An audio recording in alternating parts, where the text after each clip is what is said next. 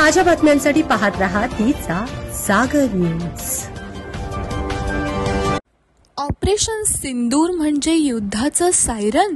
आता पाकिस्तानही चवताळला। जाणून घ्या भविष्यात काय होणार। आपण पाहताय तिचा जागर न्यूज। भारताने पहलगामच्या दहशतवादी हल्ल्याचा जशास तसा बदला घेतला आहे। भारताने ऑपरेशन सिंदूर अंतर्गत पाकिस्तान तसेच पाकव्याप्त काश्मीरमधील वेगवेगळ्या 9 ठिकाणी हल्ले केले आहेत। या हल्ल्यात दहशतवाद्यांचे तळ आणि मुख्यालय उद्ध्वस्त करण्यात आले आहेत।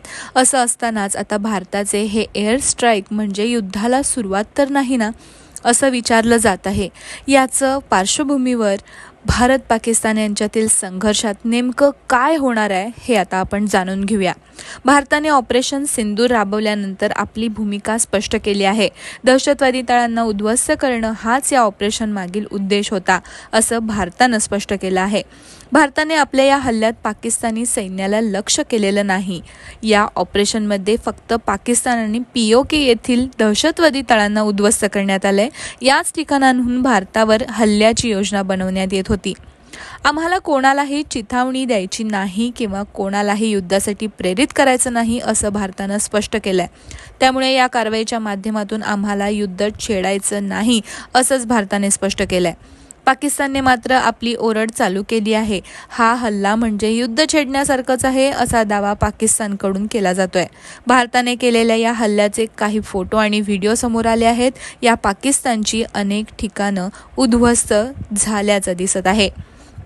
दरम्यान भारताच्या या कारवाईनंतर पाकिस्ताननेही प्रत्युत्तर म्हणून कारवाई करू शकतो, हीच बाब लक्षात घेता भारतीय लष्कर, वायुसेना तसेच नौसेनेने सज्ज झालेले आहेत।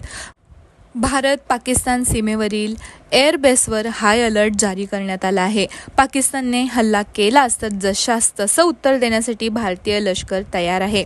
भारताच्या या कारवाईनंतर राष्ट्रीय सुरक्षा सल्लागार अजित डोवाल यांनी अमेरिकेचे विदेश मंत्री मार्को रुबियो यांच्याशी चर्चा केली आहे। भारताने अमेरिकेला या हल्ल्याबाबत संपूर्ण माहिती दिली आहे।